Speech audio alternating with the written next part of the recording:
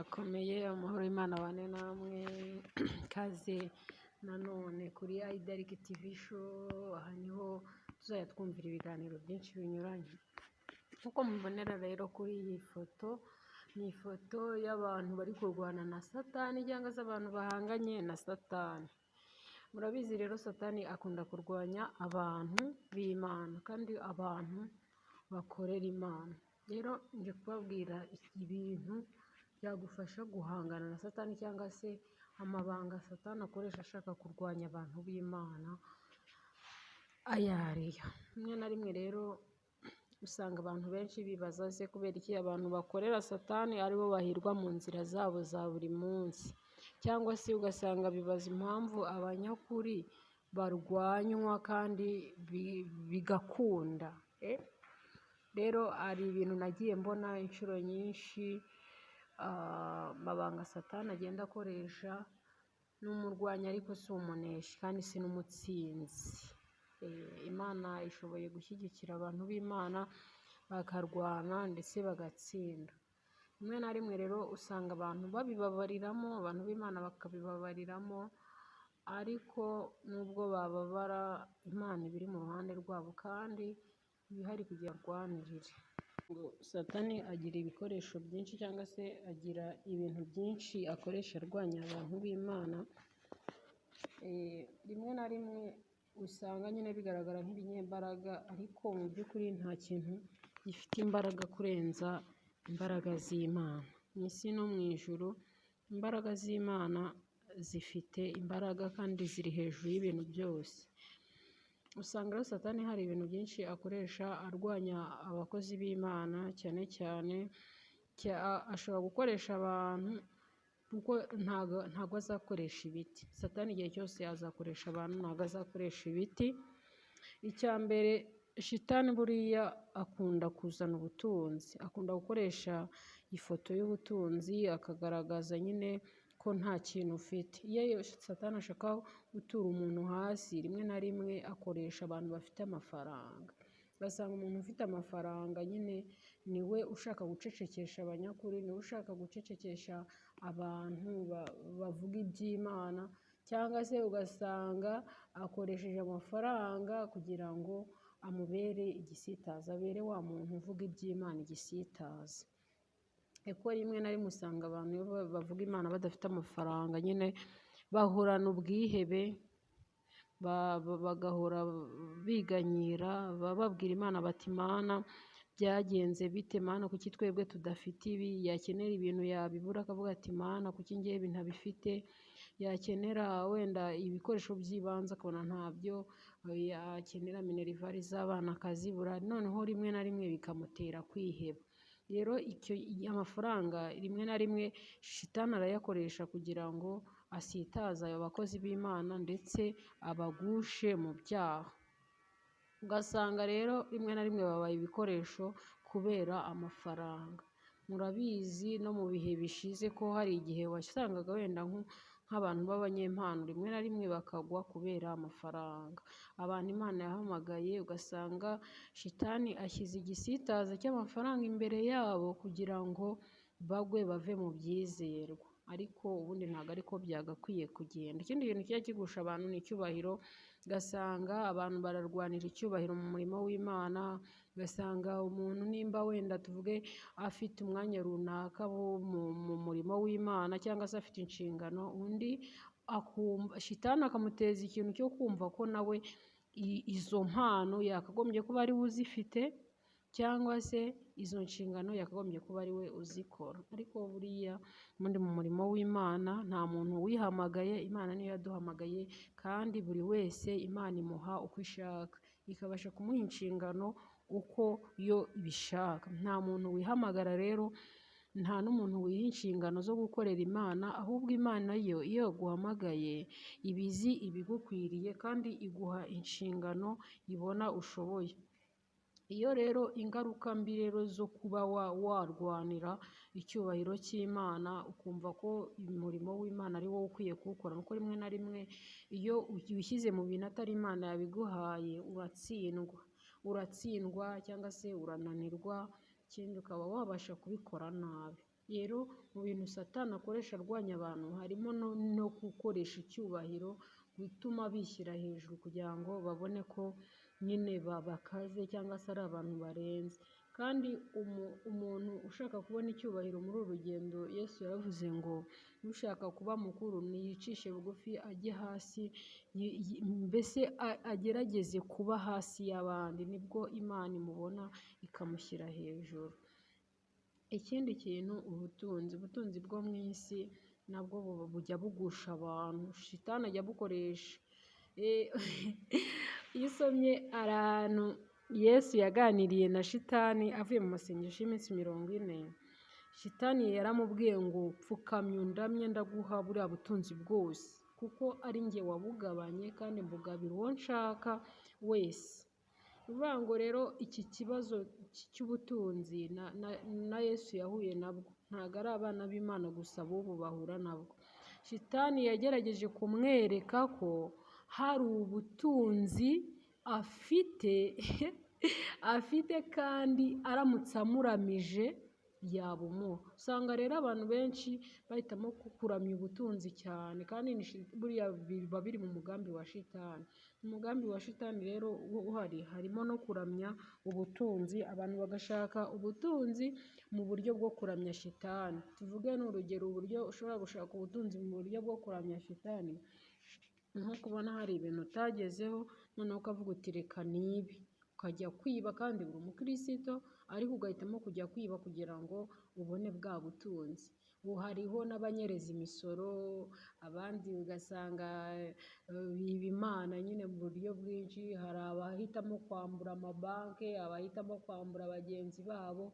Ubwo bwose ni uburyo bubi bwo kuramya Satani kugira ngo ubone ubutunzi. Rero ubutunzi bwinshi abantu bafite usanga wenda hari ababubona mu buryo bwiza, ariko nyine hari n'abo Shitani ashuka kugira ngo babushake mu buryo bubi. Abantu bakaba baruga abandi kubera ubutunzi, bakaba babagirira nabi mu buryo butandukanye kugira ngo babone ubutunzi. Ubutunzi rero nabyo ni ikintu Satani akoresha, ni intwaro Satani akunda gukoresha arwanya abantu b'Imana, akabereka ko ubutunzi n'uba utabufite utazabusenga. Hari n'inyigisho zateye abantu, bigisha abantu bakababwira ngo nimba ngo udafite ngo ama etaje, nimba udafite imodoka, nimba udafite ubutunzi ubu n'ubu, ngo nukuvuga ko udasenga by'ukuri. Abashaka kukwereka ko nimba usenga by'ukuri wakagombye kuba ufite ubutunzi buri ku rwego rwo hejuru, ariko mu by'ukuri ntabwo ariko byakagombye kugenda, kuko Imana niyo itanga ubutunzi kandi ibuha uwo ishaka ikabumuha no mu gihe yagennye. Simvuze ko hatari abantu bakora cyane kugira ngo babubone, wakora cyane ukabubona, ariko ugakora mu buryo buririyo, mu nzira nziza kugira ngo ubashe kubona ubwo butunzi, aho kugira ngo unyure mu nzira mbi kandi uri n'umukristo. Ubundi nta mukristo wakagombye kunyura mu nzira mbi ashaka ubutunzi, kuko ubundi intego y'agakiza ntabwo ari ukugira ngo abantu babone amafaranga. Intego yo gusenga Imana ntabwo ari ukugira ngo abantu babone amafaranga. Mu bintu byazanye Kristo kugira ngo ajye ku musaraba ducungure, ntabwo hari harimo amafaranga. Ko Yesu yaje abantu bafite amafaranga, yaje abantu bafite abagore, yaje abantu bafite ubutunzi butandukanye pe. Ntabwo ari cyo kintu rero cyazanye Kristo. Ahubwo Kristo yaje kugira ngo abantu babone agakiza, abantu babone amahoro. Yaje kugira ngo icyari cyarazimiye mbese akirarure. Intama zari zarazimiye zibone agakiza, zibone amahoro. Abantu bari barushye, bananiwe, bahangayitse, abo bose Yesu yaje kugira ngo abaruhure. Ikintu rero cya mbere abantu bibwira kitari cyo, ni uko abantu bibwira ko abantu bakijijwe aribo bagomba kubona amafaranga. Oya, ibyo ntabwo ari biri mu bintu byazanye Kristo. Buriya umuririmbyi umwe yaravuze ngo ni impamba y'urugendo. Kristo yabiguhera ubuntu kugira ngo nyine bigufashe muri uru rugendo. Ni nk'impamba, yaguha amafaranga, yaguha inzu, yaguha buri kimwe kugira ngo ukomeze kugenda mu rugendo, cyangwa se mu gihe abona bimufitiye umumaro, kuko Imana yo icyo iba ikeneye ni ibintu biyungura mu bwami bwayo. Nimba ibona izaguha ayo mafaranga menshi ntayungure, ahubwo agatuma ugwa, muri iyi nzira. Murabizi ko hari abantu benshi bagiye bayabona bakagwa, rimwe na rimwe rero uzabona itayaguha iguhe makeya yo kugutunga mu buzima bwawe bwa buri munsi. Yego, kandi nabyo bikwiye kukunyura. Bikwiye kukunyura. Icya mbere ni ubuzima. Nimba ufite ubuzima ukabona ibyo kurya bigukwiriye n'ibiguhagije, ibintu Imana itaguhaye si uko yari inaniwe kubiguha, ahubwo ni uko igihe cy'Imana kitari cyagera. Icya mbere ni umwuka rero, n'ubundi umwuka duhumeka ntabwo twabona icyo tuwishyura, umwuka duhumeka ntabwo twabona icyo tuwugura. Icya mbere ni uko Imana iba yaguhaye umwuka w'Imana. Ikindi kintu Satani akoresha arwanya abantu b'Imana, Satani akunda gukoresha impano zitandukanye, ugasanga avangavanze impano akaba yifata abakozi be batigeze bakizwa bazi kuririmba neza, ugasanga bivanze n'ab'Imana. Ugasanga afashe abashumba wenda bigira abashumba batari abashumba, nabo bivanze n'ab'Imana. Ugasanga afashe abanyempano batandukanye, abahanuzi batigeze bakizwa ariko akabakoresha. Ariko buriya ikintu uzamenyera ku bantu b'Imana ni uko abantu b'Imana bagira imbuto z'umwuka. Umuntu udafite imbuto z'Imana inshuro nyinshi ntago aba afite agakiza k'Imana. Ikintu na Yesu yaravuze ngo ikintu tuzabamenyeraho ni imbuto bera. Ngo nimba abantu badafite imbuto rero z'Imana, imbuto z'umwuka wera, kandi bafite umwuka wera, ntabwo twahamya neza ko uwo mwuka aba ari uw'Imana. Ngo kugira ngo duhamye ko uwo mwuka ari uw'Imana ni uko tubona imbuto z'agakiza.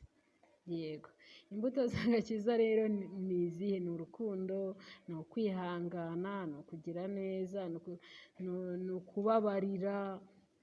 Imbuto z'agakiza uzazisanga mu Bagalatiya ibice 5, niho uzazisanga umurongo wa 22, uzasangaho imbuto z'agakiza, niho batubwira imbuto z'agakiza uko zimeze.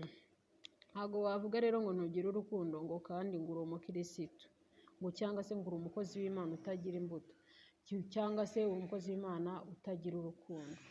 Udafite urukundo ese waba uri umukozi w'Imana gute? Ntabwo bishoboka ko waba umukozi w'Imana udafite urukundo. Ntabwo bishoboka ko uri umukozi w'Imana utagira kwihangana. Ntabwo byashoboka ko uri umukozi w'Imana utagira kubabarira muri wowe. Ntabwo bishoboka ko waba uri umukozi w'Imana udafite amasezerano y'Imana ngo ugire gutegereza wihanganye.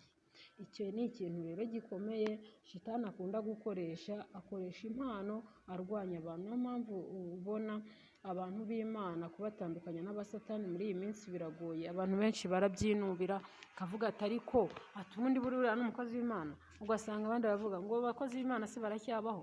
Ugasanga abantu benshi ntabwo bemera ko abakozi b'Imana bakibaho. Kubera iki? Kubera abakozi ba Satani n'ab'Imana bivangavanze.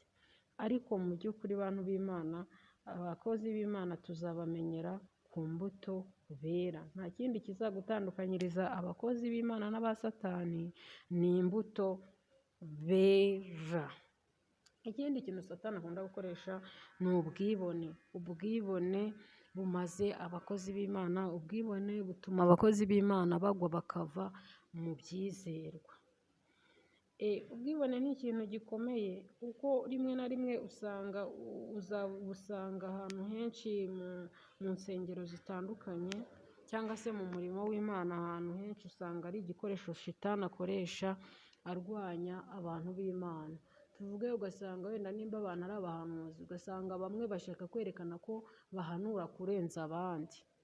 Bamwe bagashaka kwerekana ko bahanura kurenza abandi bagashaka kwerekana ko ari ba pasiteri bakunzwe kurenza abandi, abaririmbyi bakunzwe kurenza abandi, ko aribo bashoboye kurenza abandi.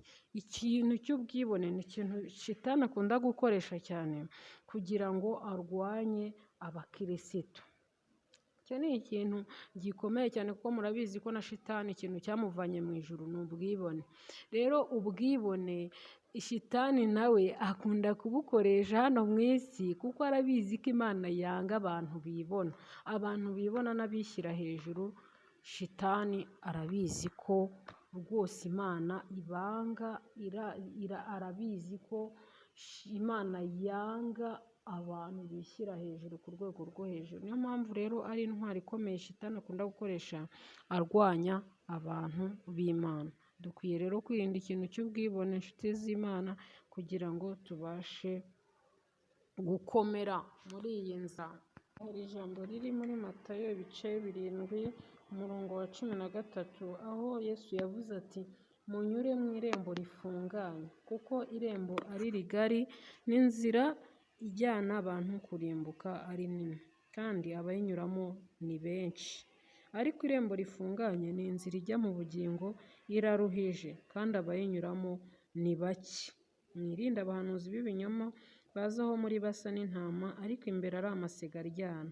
Muzabamenyera ku mbuto zabo. Amen. Iri jambo rero ribafashe. Ni ahantu Yesu yari ari kubwira abantu, arababwira ati munyure mu irembo rifunganye. N'amagambo Yesu ubwe yivugiye, aravuga ati munyure mu irembo rifunganye. Kuko inzira cyangwa se irembo ari rigari. Hari aho nyine tunyura mu irembo, hari aho abantu banyura mu irembo rigari. Urabizi irembo rigari yavugaga harimo kubona ibyo bintu byose nyine ukeneye wibye. Buryo ni irembo rigari, kuko mu irembo rigari hacamo ibintu byose. Hashobora gucamo abasambanyi, hagacamo abiba, hagacamo abagabo baca inyuma abagore babo, abakobwa b'abasambanyi, abakobwa b'indaya, bambara ubusa, abafite imbuto mbi bose nyine baca muri rya rembo rigari. Ariko abantu bafite imbuto nziza, nk'uko Yesu yabivuze ngo imbuto muzamenyera ku mbuto zabo. Abantu bafite imbuto nziza, abo ngabo nibo banyura mu irembo rifunganye. Kandi abantu banyura mu irembo rifunganye ni ba bandi nyine bategereza Imana, bakihangana, bagakora ubushake bw'Imana, bagaharanira kumvira Imana. Kandi nasomye ijambo rirambwira ngo Imana yishimira umuntu uyumvira. Imana yishimira umuntu uyubaha. Ntabwo inezezwa n'ibitambo kuruta kuyumvira cyangwa kuyubaha. Imana rero ikomeze kubagirira neza. Hari ibintu nabonye byadufasha kurwanya Satani. Ikintu cyagufasha kurwanya Satani ni ugusenga. Icya mbere ni ugusenga. Buriya iyo umuntu asenga yirukana imbaraga mbi zose, kandi mu gusenga tuboneramo imbaraga, tukaboneramo amahoro, tukaboneramo ubutsinzi. Mu gusenga buriya tubasha kuvugana n'Imana, tukayibwira ibyo dukeneye, ndetse tukayibwira n'ibyo dushaka, nayo ikatubwira. Burya ntabwo iyo dusenga tubwira Imana gusa, ahubwo n'Imana iratubwira. Ni ugusenga, ni ukuganira n'Imana. Iyo uganira n'umuntu rero uramubwira, nawe akakubwira. Gusenga rero ni ukuganira n'Imana, ni ukubwira Imana, ariko nawe ukumva ikikubwira. Rimwe na rimwe rero usanga hari amakosa dukora iyo dusenga, tukabwira Imana gusa ibyo dushaka, ariko twebwe ntidushake ko Imana itubwira ibyo ishaka. By'ukuri dukwiye kumva icyo Imana idushakaho kugira ngo tumenye niba turi mu nzira y'ukuri. Ikindi cyadufasha ni ugusoma ijambo ry'Imana. Ijambo ry'Imana ni inkota ityaye, ijambo ry'Imana ni umuyobozi mwiza, ijambo ry'Imana ntirivangiye. Gusoma ijambo ry'Imana byagufasha kurwanya Satani, kuko imbaraga za Satani zirwanwa n'ijambo ry'Imana. Imana ibahe umugisha rero nshuti bavandimwe, nibyo nabateguriye. Reka dusenge Imana kugira ngo Imana idushoboze, kandi ibyo twumvisha aha ngaha bitugirire umumaro mu buzima bwacu bwa buri munsi. Data, mu izina rya Yesu turagushimiye ko ugira neza, icyubahiro ni icyawe. Turakwinginze kugira ngo umwuka wawe wera tuyobore, kandi abumvira ijambo bose Mwami wacu Yesu bafashwe nawe, kandi imbaraga zawe zibayobore, ubwiza bw'Imana bubagereho. Urakoze mu izina rya Yesu Kristo, amen. Nkwibutsa gukanda subscribe wowe utarayikanda, nkwibutsa kumva ijambo ry'Imana ndetse ukariha n'abandi batararyumva, kandi nkwibutsa gukora iby'Imana ishaka, kuko nukora iby'Imana ishaka nibwo Imana izakwishimira. Imana ntabwo yishimira umuntu utayumvira. Imana ntabwo ishobora kukwishimira igihe cyose udakora ibyo ishaka. Imana rero Yesu ateze amaboko akwakira, yakwakira nawe ugakizwa kandi ukagendera mu murongo w'Imana. Imana y'amahoro ikomeze kubaha umugisha kandi ukomeze kugubwa neza muri uyu mwaka wa 2025. Ibyiza byose Imana itanga bibagereho, amahoro, uburinzi, kugubwa neza, kurwana na Satani mukamunesha, kubona ibyiza byose mwifuza ku Mana byose nibyo tubifuriza mu izina rya Yesu. Amen.